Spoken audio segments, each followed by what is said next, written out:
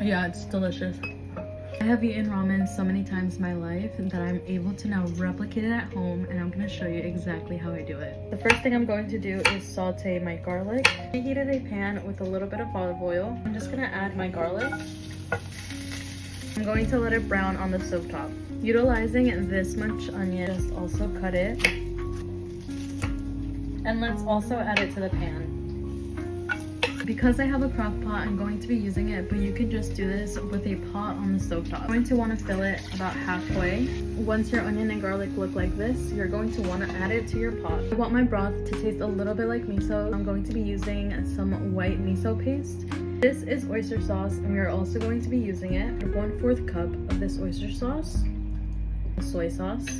1/4 cup of soy sauce is going to be perfect for this. This is oyster fish sauce. Adding just a couple swishes to it. Clean it off with 1 tablespoon of our homemade chicken bouillon. This part is definitely optional, but I have it in my refrigerator, so I'm going to be adding it. Now that everything is in here, I'm going to let it boil for about 15 to 30 minutes. For the protein that I'm going to be using, it's going to be beef chuck.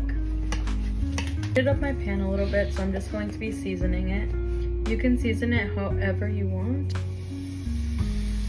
And then again, I am going to be adding just a little bit of spice on top. Let's slice up some vegetables. I personally love mushrooms, but you could add any vegetables that you really enjoy. We also grabbed some bok choy and putting it right into my pot.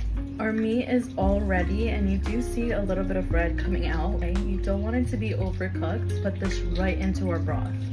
When it comes to the noodle that I use, this is the brand. This is also the fish cake that we are going to be putting into our ramen. My husband does not like eggs in his ramen. Putting a couple of eggs in just for me. And it is almost ready. So I'm going to be adding the fish cake. At this point, you would also want to add some type of seaweed.